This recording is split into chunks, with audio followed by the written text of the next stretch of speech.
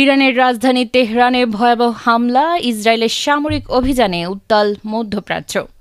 ইরানের রাজধানী তেহরান সহ বিভিন্ন স্থানে একের পর এক হামলা চালিয়েছে ইসরায়েল।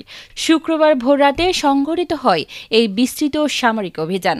ইসরায়েলি প্রতিরক্ষা বাহিনীর দাবি, এই অভিযানে ইরানের শতাধিক গুরুত্বপূর্ণ স্থাপনায় হামলা চালাতে তারা প্রায় ২০০টি যুদ্ধবিমান ব্যবহার করেছে। এসব বিমান থেকে প্রায় ৩৩০টি বিভিন্ন ধরনের গোলাবারুদ নিক্ষেপ করা হয়েছে। ইসরায়েলি প্রতিরক্ষা বাহিনীর মুখপাত্র ব্রিগেডিয়ার জেনারেল এফি ডিপ্রিন জানিয়েছেন, সারা ইরান জুড়ে ১০০টিরও বেশি লক্ষ্যবস্তুতে আঘাত হানা হয়েছে। তিনি আরও বলেন, আমাদের এই হামলা ছিল পরিকল্পিত এবং সমন্বিত।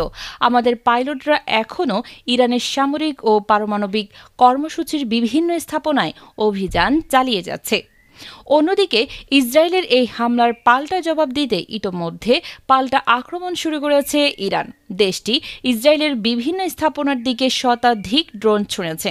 ইসরায়েলের সামরিক বাহিনীর বরাতে এই তথ্য জানিয়েছে মার্কিন সংবাদ মাধ্যম সিএনএন।